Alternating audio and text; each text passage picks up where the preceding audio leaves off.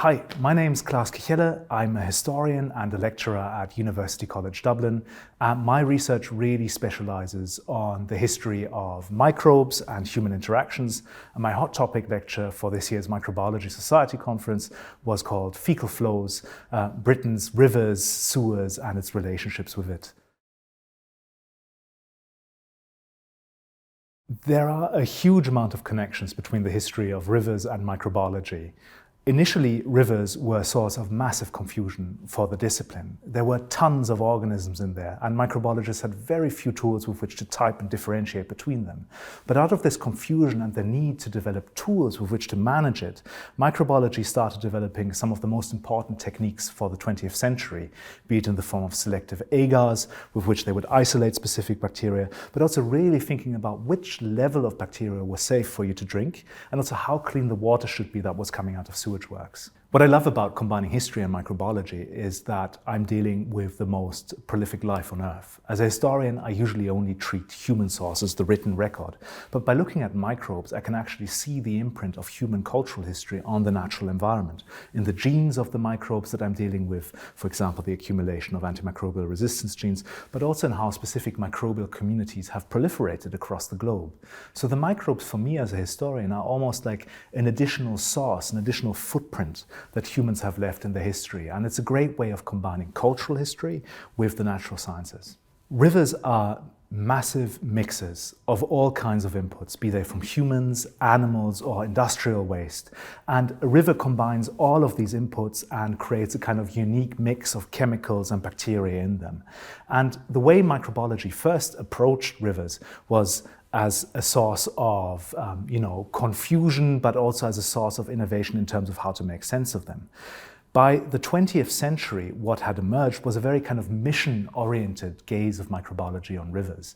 Microbiologists focused on rivers insofar as they were relevant to public health, so how clean is your drinking water, but also rivers as an ecosystem that had to survive sewage inputs. So how much sewage can I possibly dump into a river before it completely dies?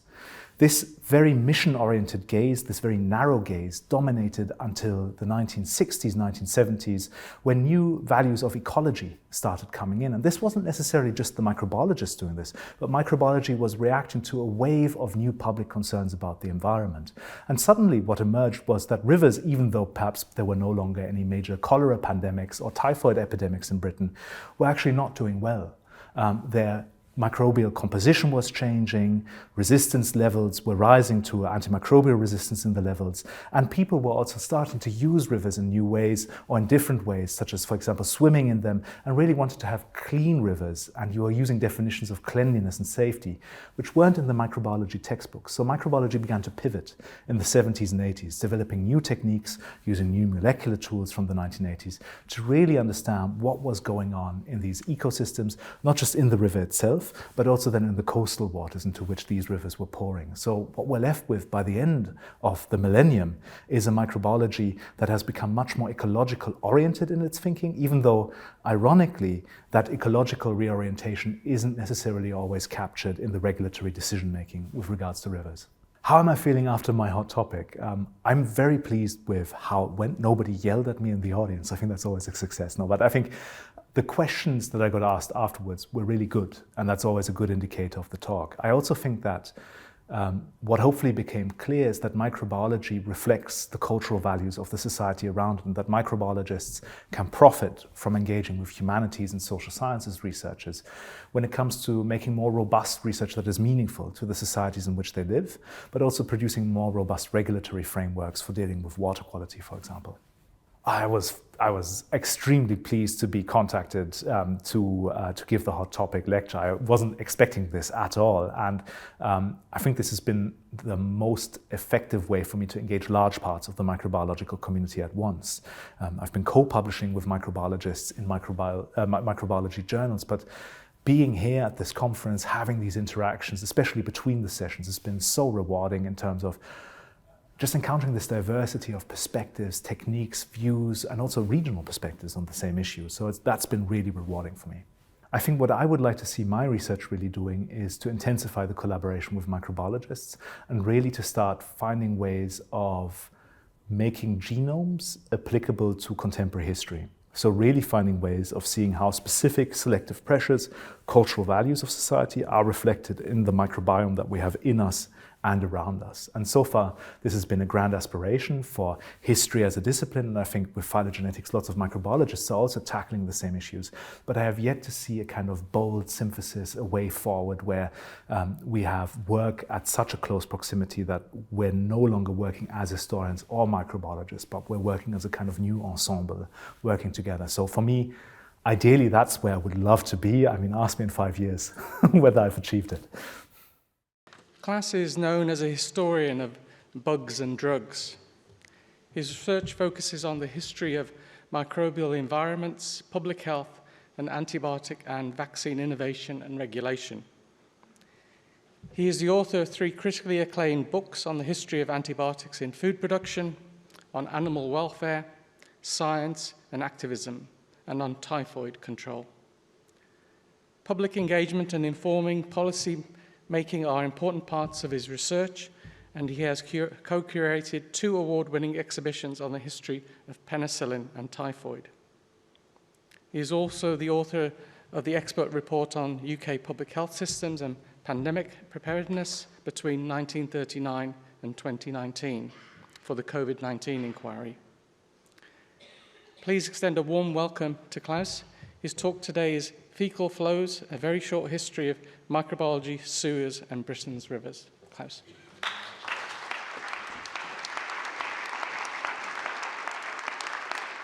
All right, thank you very much for the introduction.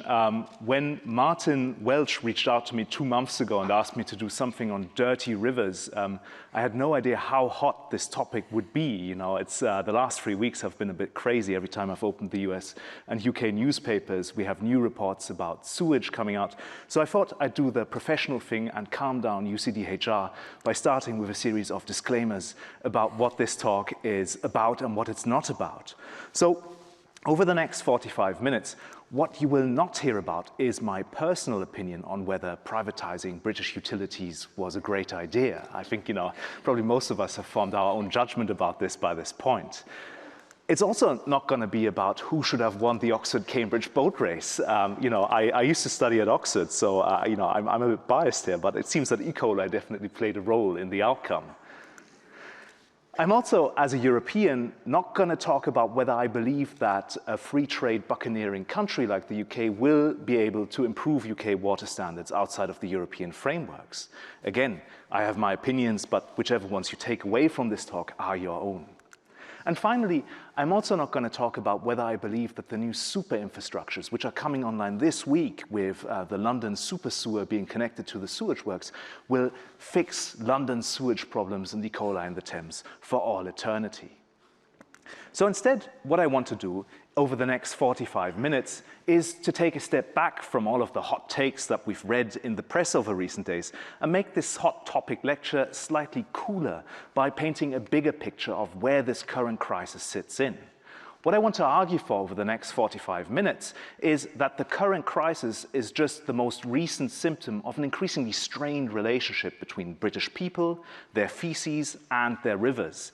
And I'll take you on a 5-step journey through this process. First, I'll go with the flow. I'll take you on, you know, a history of cultural relationships with feces before we started all of this sanitation business.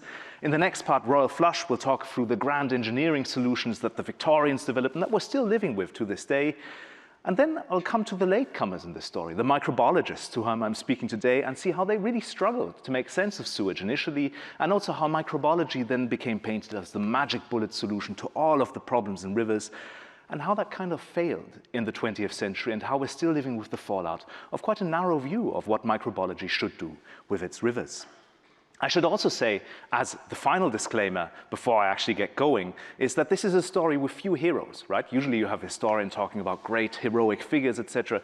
There really aren't a huge amount of heroes in this story, nor magic bullets, and I'll also be showing some explicit images, so if anybody has an issue with nudity, you are now warned. So let's start with go with the flow and travel back 250 years into the past, into a very different world where people's relationships with feces can only be described as fairly intimate.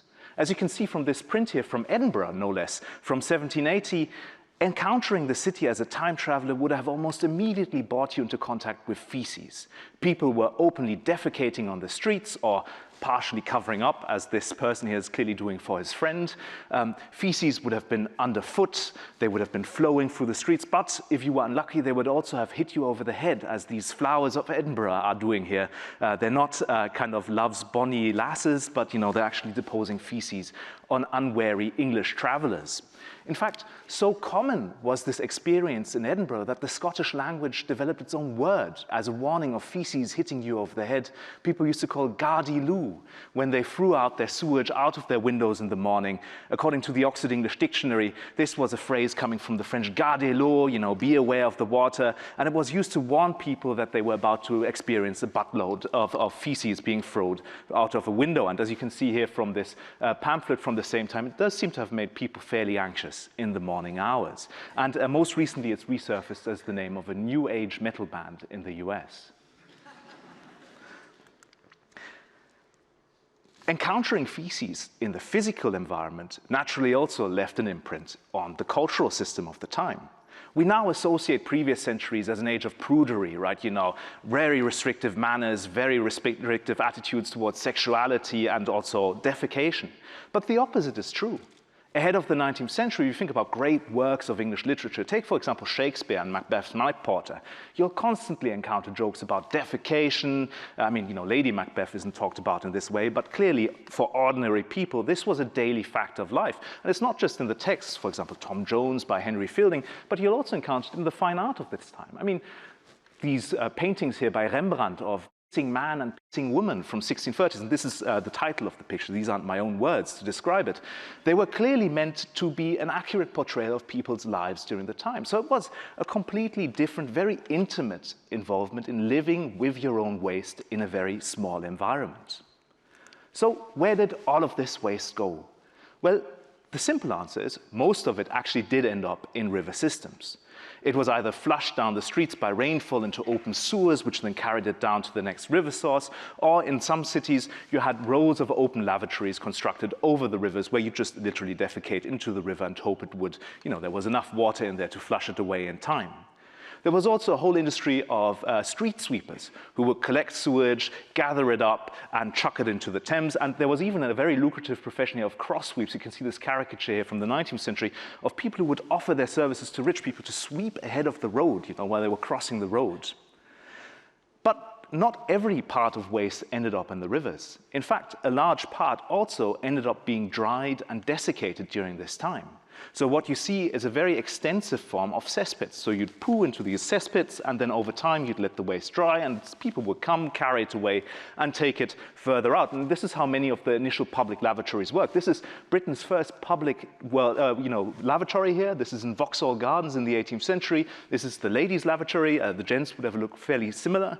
And as you can see here, people having a great time, socializing while going to the toilet, and the waste is then taken away and will then be desiccated and feed one of the largest industries of cities during this time, which was the night soil industry, right? Waste not, want not.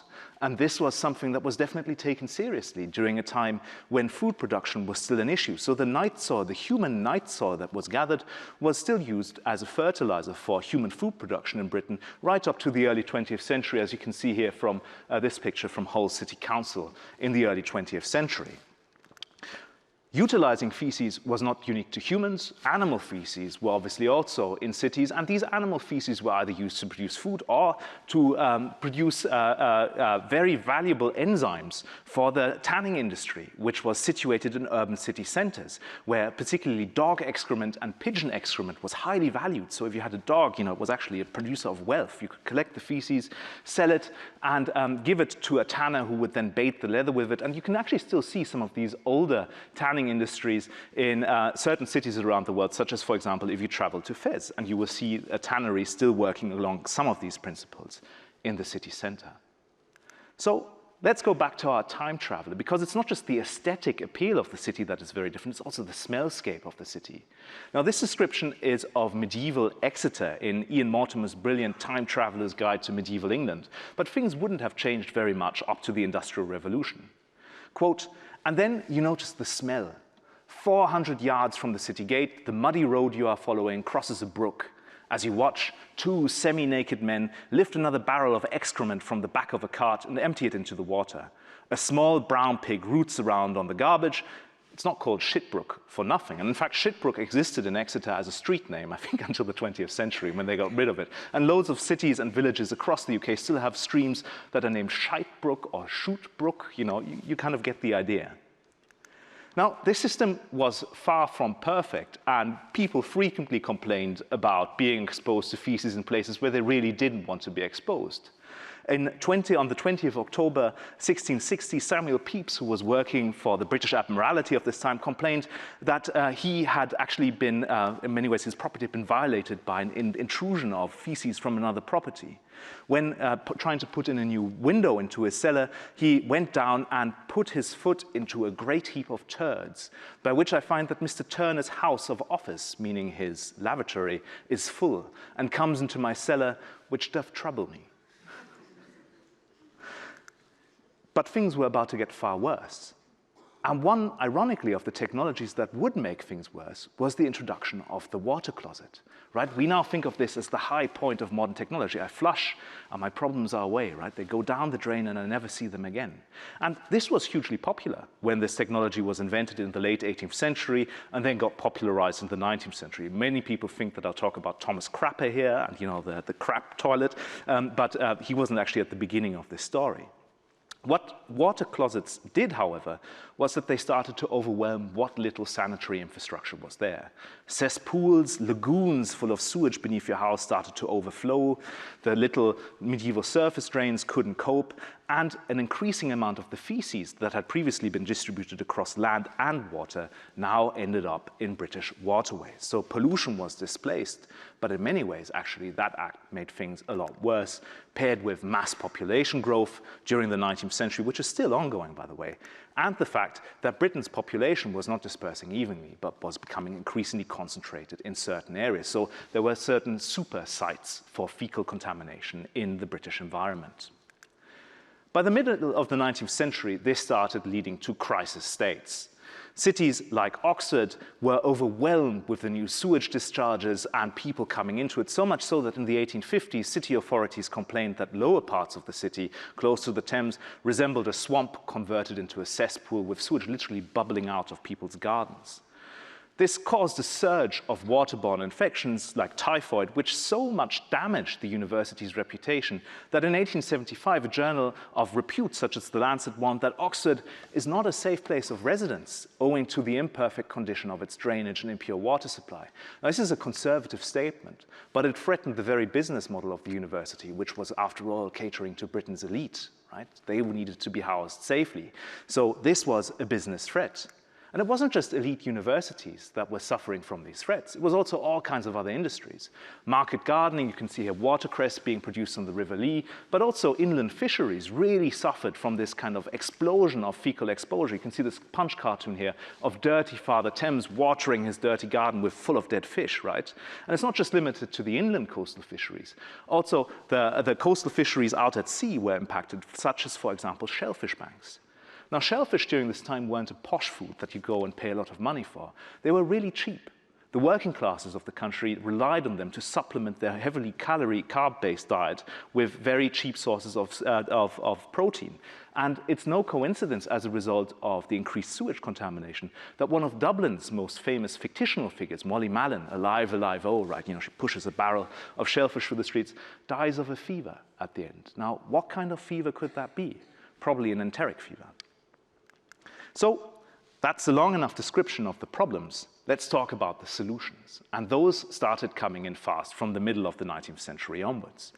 Now, in classic Victorian fashion, what happened initially was that people tried to solve problems by extending the initial solution. So the water closet that was at the beginning of the problem then just got extended by treating rivers like artificial additional drains to simply flush sewage quickly through the city and dispose of it further downstream. And this was literally the solution taken by Joseph Bazalgette when he designed London's sewage system in the 19th century. And you can see some of the really impressive engineering work behind behind me here with the sewer here on the lower pipe and the upper pipes containing services. And this was not just a program of quickly disposing sewages, but also of reclaiming land, making the Thames in many ways also resemble an above-surface sewer, which would quickly, rinse things through the city before they could lead to a repeat of problems such as the Great Stink of 1858, when the British Parliament actually had to stop sitting because it was unbearable to sit next to the stench of the Thames.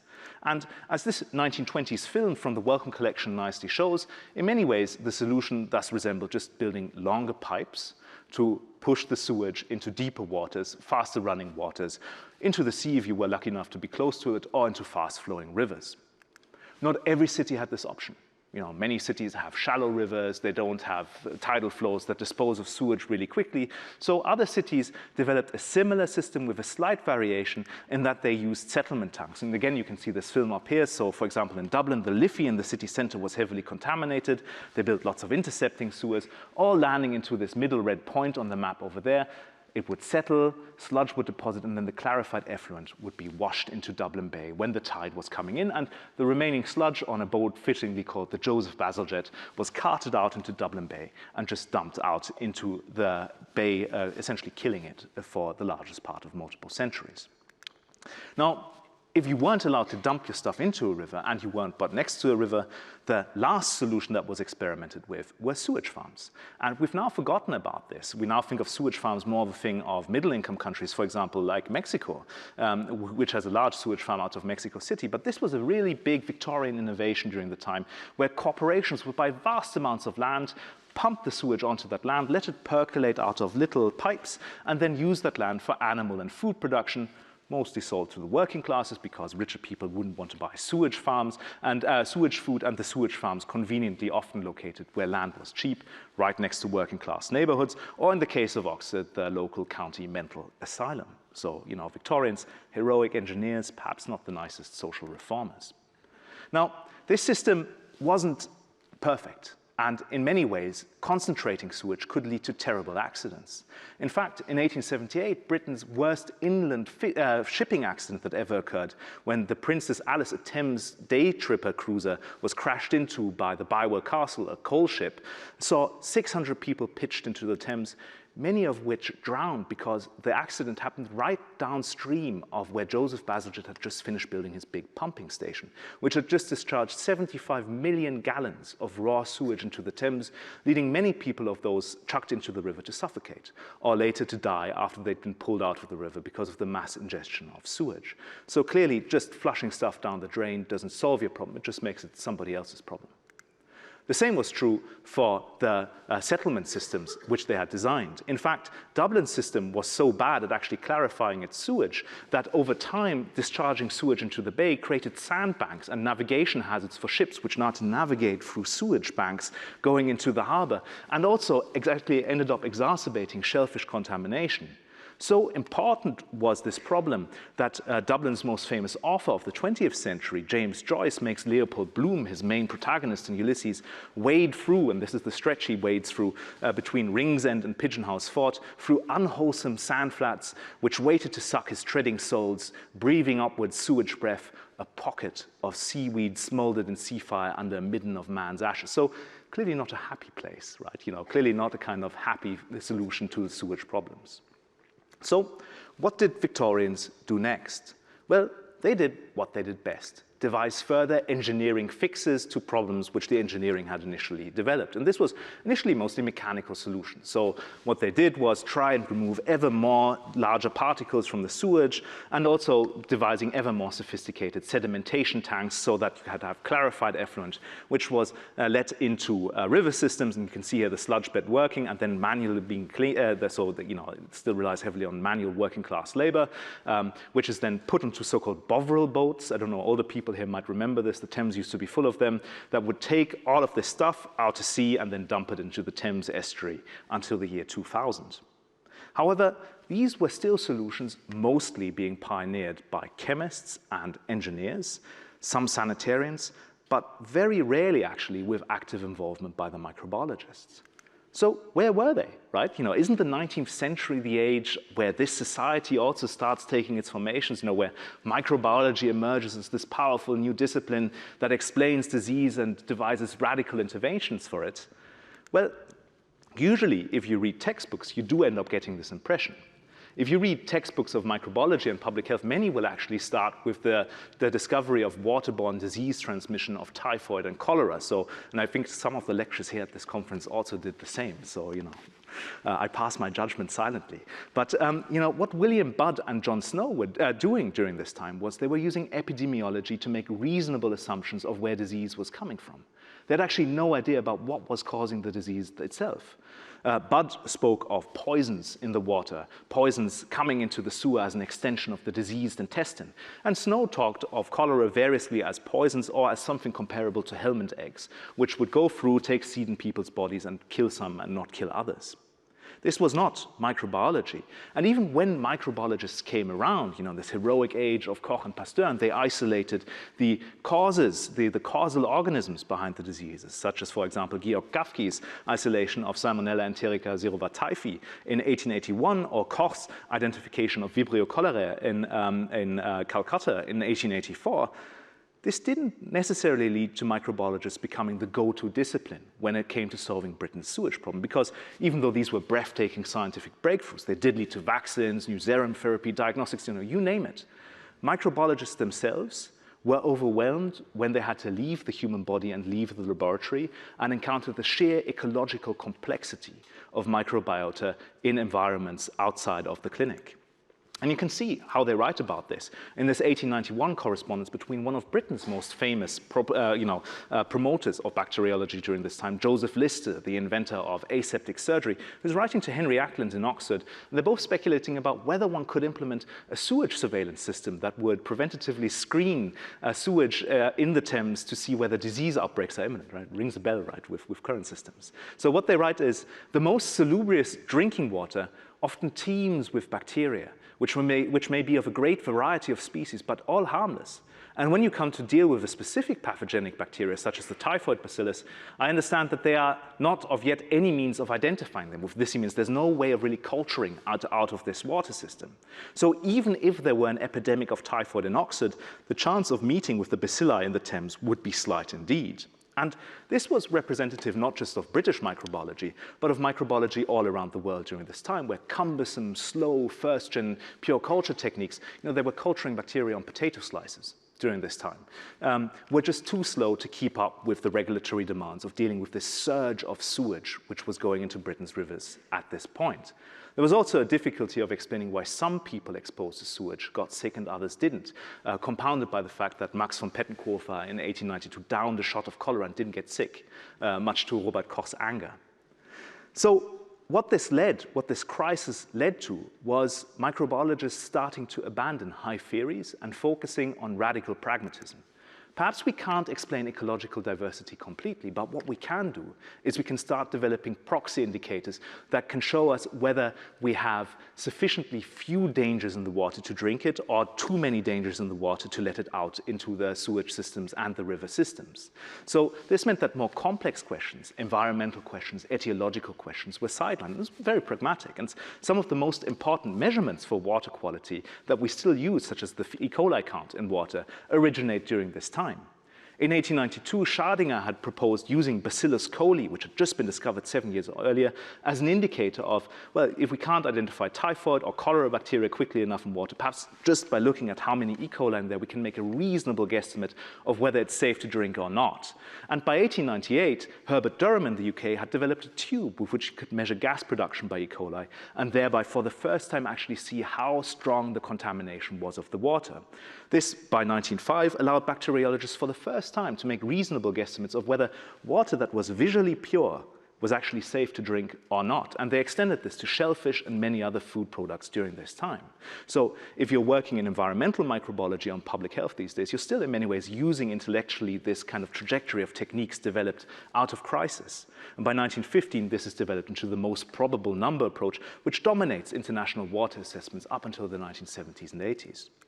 A similar assessment kind of shortcut is developed for biochemical oxygen demand, which we still use nowadays to assess how heavily contaminated waters are, which is first proposed in 1912 by the Royal Commission on Sewage Disposal, no less, and then by 1920, 1930 gets developed into models that calculate how much stuff I can dump into a river essentially before I kill it, and which is a really important consideration if you're trying to protect your industries during this time. Now, this surge of investment in microbiological shortcuts, but also the fact that more and more microbiologists actually end up having permanent jobs during this time, right, hired by the rising public health establishment in Britain, also leads to a surge in the development of actual techniques that all of you still use in your laboratories nowadays. I guess everybody here will have used McConkey agar. Well, it originates in 1900 as a result of work by the Royal Commission on Sewage again to differentiate, as McConkey himself writes, ordinary earth organisms from pathogens. And by the 1940s, this is complemented with this whole array of brilliantly colored different media and agar that allow selective selection out of heavily contaminated water samples. So really providing the basis for the enteric microbiology we have nowadays, coming out of this crisis just needing to make sense of this diversity during this time. So applied knowledge here leads to radical knowledge about, new knowledge about human and aquatic microbial diversity. And I would be remiss to point out to say that this is not just the case for microbiology. Virology goes down exactly the same path. Now, when we write the history of virology, often many accounts start with Félix Terrel isolating bacteriophage in the 1915, and then quickly and conveniently they skip over 30 years, until Delbruck then suddenly invents bacterial genetics using bacteriophage. But what happens in between here? Well, what happens in between is that microbiologists who are already trained to think in a very applied, pragmatic way, right, justify their salaries, they turn to using phage, which they don't understand. They don't know what a virus is yet. They can't understand the lytic cycle and the lysogenic cycle completely yet, but they do know that they've got a principle that they can use and that they can count and that they can market. And this is exactly what they do in the case of phage therapy. Terrel isolates his first phage out of the stools of dysentery patients. So what the bacteriophage researchers do next is they go on a veritable sewage gold hunt, right? Sewage around the world, suddenly full of pharmaceutical researchers going in, trying to get the phage that they can market. The Germans do it for the Beringwerke, who then supplied the Wehrmacht in the Second World War with bacteriophage therapy, right? The German army in the Second World War is treated with bacteriophage in addition to sulfur drugs. Similar indicator uses that they essentially take over from their predecessors working in bacteriology are also developed for water. In the 1940s, Antonina Guillen, working at the Pasteur Institute in Roscoff, develops the use of coliphage as a proxy indicator for overall fecal contamination of the water in the Seine, but also of coastal bathing waters. This is really revolutionary, and again, 60 years before Crasphage comes along, right, as a new gold standard technology. And finally, and perhaps most importantly, bacteriophage are also used to make sense of the radical explosion of knowledge of microbial diversity below the species level.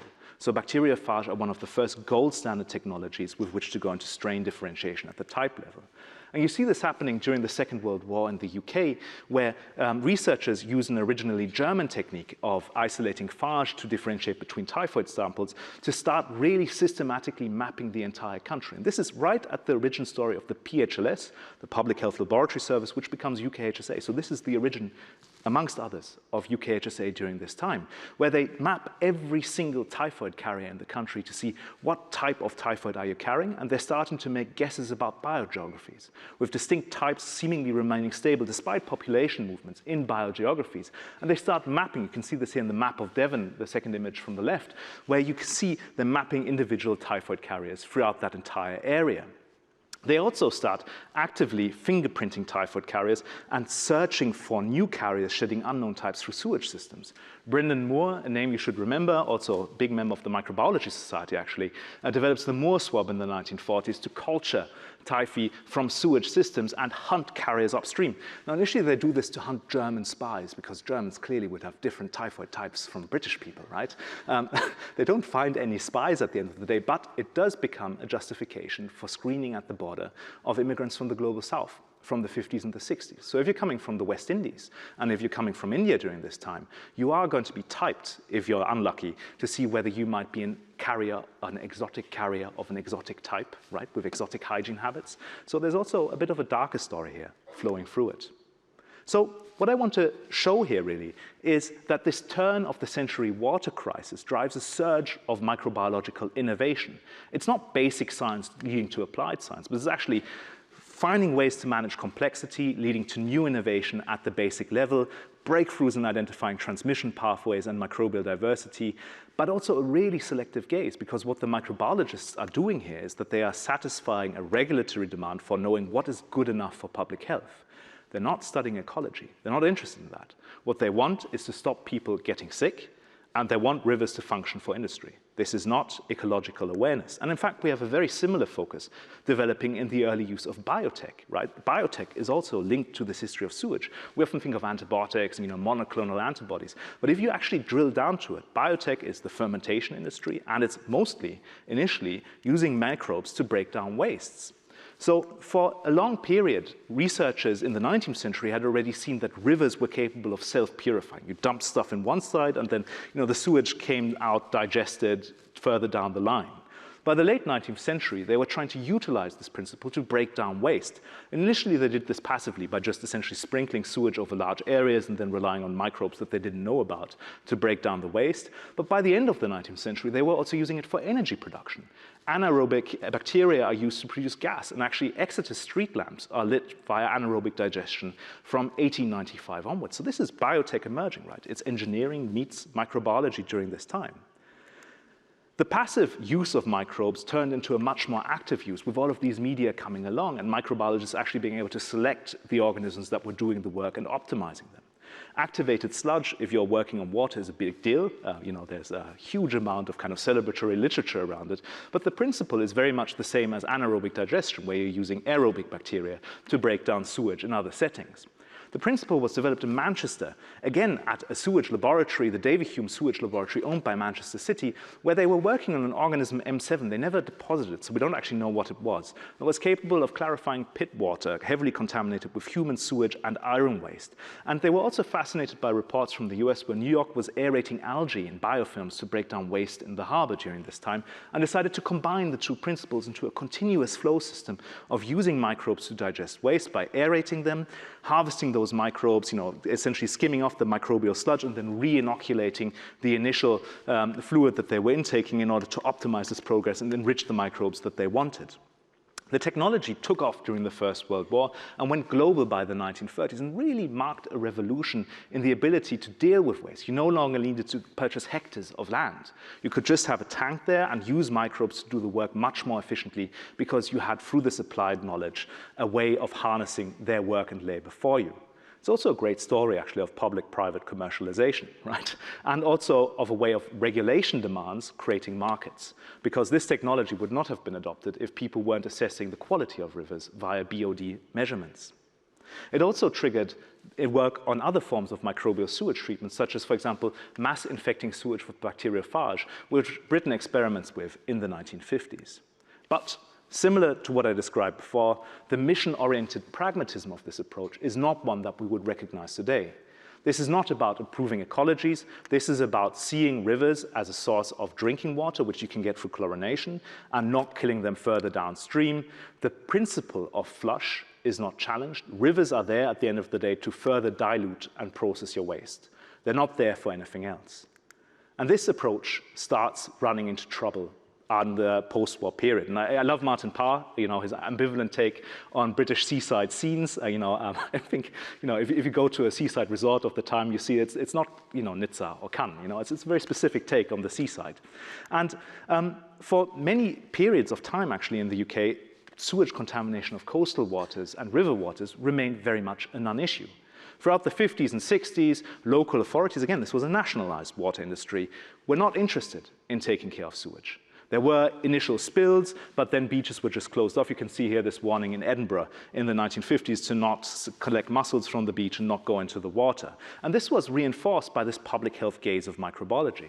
Here's Brendan Moore, actually a picture I took from the Microbiology Society website, who in 1970 writes that spending money on improving beaches and bathing water is basically motivated by psychological overtones rather than by a scientific approach. And he's basing this on 50s research by the PHLS, where they looked for connections between swimming in the sea and polio. And they couldn't find any polio connections, but they did find 4 cases of paratyphoid that had surfaced because people were swimming essentially next to feces in the water. So that led the MRC in 1959 to conclude that seawater was completely safe unless it was aesthetically revolting. So in many ways, like, unless you were literally becoming sick just by smelling and breathing it, you were okay swimming in the seawater. And this was the public health consensus as a result of microbiology, selectively only focusing on some indicators and ignoring the others. There was also a certain pride and regulatory pragmatism in the UK, remember that rhetoric, and an island nation with, quote, robust seas and world-class drinking water, which didn't need any more values to be foisted on it by meddling French or European people. I'm just joking, obviously. But after Britain did join the EEC, actually one of the first pieces of environmental regulation they were exposed to was the EEC Bathing Water Directive from 1975, to come out of a crisis of French bathing waters. But British microbiologists and MPs were outraged that they were being exposed to fixed, comparable bathing water standards that would prove expensive to implement, and the assessments were fiercely opposed. In the debates in the Parliament, all of the amendments to the directive were made by British MEPs, and as a consequence, enforcement was pretty much lackluster. Amidst budget council cuts in the 1970s and 1980s, I mean, remember the current situation, not that different actually, there was no appetite for dealing with this. It was considered impractical to close beaches because you couldn't enforce it, so you just put a sign that say, please don't swim, and the problem would take care of itself, essentially. And Britain also only designated 27 coastal bathing sites, in contrast to Luxembourg, which had 39. So, I mean, you know, you can, Luxembourg is also landlocked, for those of you who don't know the European geography. However, exposure to European standards also meant that it was easier to create pressure for change, with NGOs increasingly focusing on water quality. And I'm taking pictures here again from the 1980s and early 1990s. It's almost like today, right? This Observer magazine cover could come from, I don't know, a couple of days ago, right? These NGOs began to use these standards, which initially authorities hadn't been willing to develop for the UK, to place pressure on the UK. The EC launched infringement cases, and the European Court of Justice took up a test case against the UK for the gross contamination of Blackpool Beach. So in this case, it's actually civil society which is changing the values of the game. The valuation of ecology from a civil society perspective is changing the way microbiology is being conducted and changing the way regulation is working. And it also placed, significant pressure on authorities to do something. And, in the Great British Cleanup, cleaning up British water was sold as one of the great benefits of financialization. I mean, we all now talk about how financialization is a horrible thing for British water standards, but actually in 1989, when the Thatcher government decides to privatize regional water authorities in England and Wales, it not only sets up the National River Authority, somewhat unfortunately named the NRA, but also says that £1.1 billion will be generated by this to clean up the rivers. They don't say that consumers will pay for this with their water bills, but it's still it's £1.1 billion that will be generated by this. And also that won't have to be paid for by local councils. So it's a magic money tree, right? Why not use it to clean up the rivers? And that they do, actually.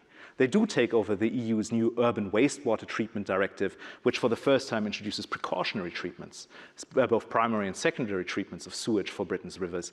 And what you see here is actually a radical improvement of British water quality taking place in the 1990s and 2000s as a result of this injectment of cash, but also as a result of relentless pressure to comply with EU norms, because authorities knew they would get into trouble with their constituents if they broke those norms. So you see major upgrades, and I take this from the environmental audit from 2018, of bathing waters, treatment infrastructure, new pollution indicators, biotic pollution indicators developed by the NRA during this period, and also the integration of monitoring of rivers with broader attempts to rehabilitate them. Remember beavers and rivers? Right? Those plans are all hatched in the 1990s.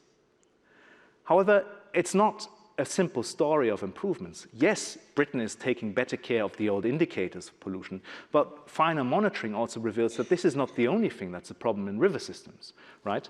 Just curbing the problems of the 19th century doesn't mean you're dealing with the problems of now. So what the monitoring also finds is that rivers are increasingly suffering from high exposure to PFAS chemicals, PCBs, but also APIs, active pharmaceutical ingredients, which are increasingly seen as a threat to British water safety, but also to the microbiology within British waters, with the first warnings about AMR in British rivers actually dating back to the 1970s and not taken seriously until this point. Other effluent sources also emerge as problems, but perhaps most importantly, it soon emerges that the magic money tree might not be as sustainable as it was initially presented. Yes, consumers really are footing the bill for improved water infrastructure, but the financialized value generation of the firms depends on taking out ever greater levels of debt in order to show profitability to shareholders, leading to the debt crisis that you can see on this FT chart behind me here. So what you end up is, ironically, by targeting societal values, creating a financialized system that has an incentive to game those values, either by not applying to regulatory standards or by neglecting infrastructure or taking up unsustainable debt. And these problems, by the way, are not unique to the private sector. It's also in Scotland, right, where the water sector is still in public hands but uses subcontractors, that similar problems appear. Now comes Brexit. And I mean, it could have been a chance, right? It could have been a chance to go even more progressive and to go even more radical with British water standards. And to compensate for the loss of the EU as a moral and legal arbiter, to reimpose monitoring by UK researchers interested in the ecological safety of rivers to improve the rivers. And unfortunately, however, this so far doesn't seem to have occurred to the extent that it could be possible, right?